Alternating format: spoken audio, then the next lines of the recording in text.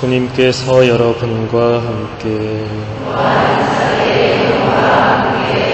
루카가 전한 거룩한 복음입니다.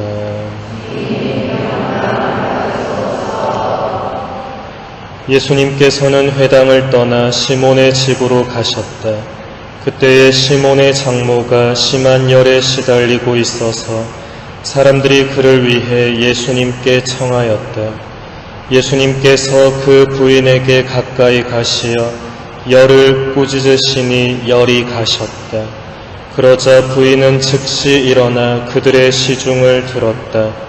해질 무렵에 사람들이 갖가지 질병을 앓는 이들을 있는 대로 모두 예수님께 데리고 왔다. 예수님께서는 한 사람 한 사람에게 손을 얹으시어 그들을 고쳐주셨다. 마귀들도 많은 사람에게서 나가며 당신은 하느님의 아드님이십니다 하고 소리 질렀다. 그러나 예수님께서는 꾸짖으시며 그들이 말하는 것을 용납하지 않으셨다. 당신이 그리스도임을 그들이 알고 있었기 때문이다. 날이 새자 예수님께서는 밖으로 나가시어 외딴 곳으로 가셨다. 군중은 예수님을 찾아다니다가 그분께서 계시는 곳까지 가서 자기들을 떠나지 말아 주십사고 붙들었다. 그러나 예수님께서는 그들에게 말씀하셨다. 나는 하느님 나라의 기쁜 소식을 다른 고을에도 전해야 한다. 사실 나는 그 일을 하도록 파견된 것이다. 그러고 나서 예수님께서는 유다의 여러 회당에서 복음을 선포하셨다. 주님의 말씀입니다.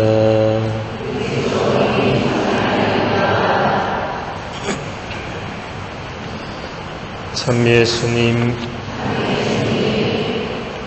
오늘 제1독서에서 사도 바오로는 자신과 아폴로의 편으로 갈라져 있는 코린토 교회 공동체에게 편지를 쓰면서 이렇게 말하고 있습니다.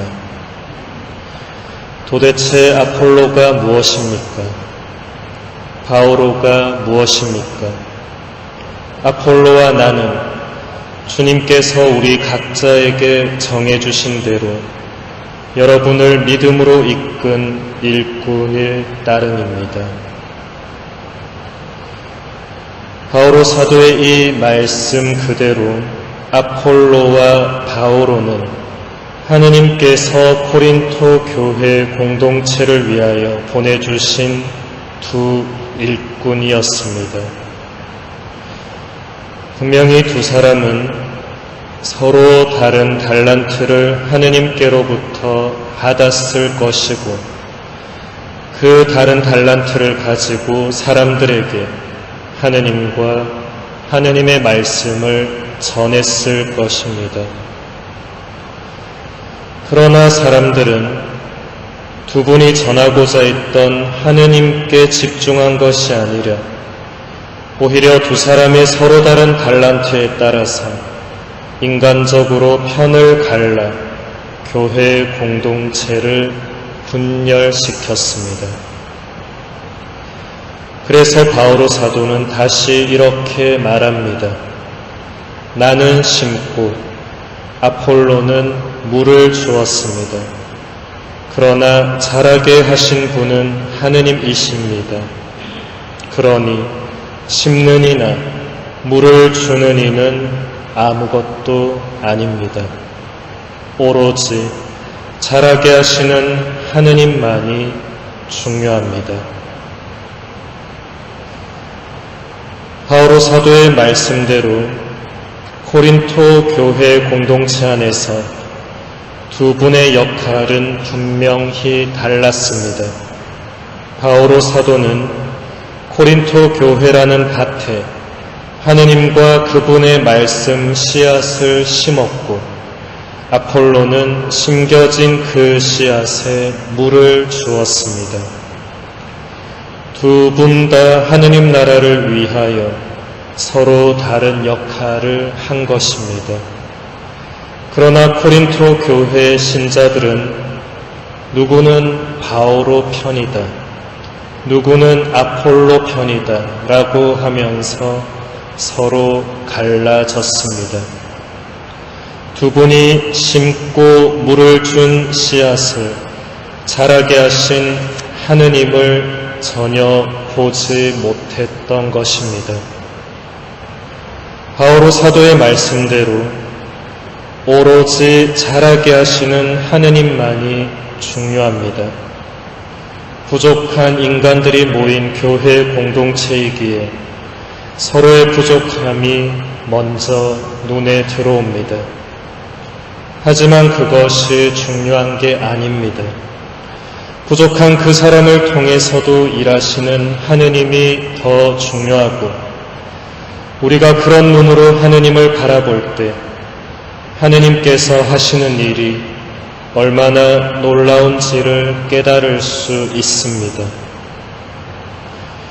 우리는 하느님을 만나기 위하여 교회에 왔고 교회 공동체의 일원이 되었습니다.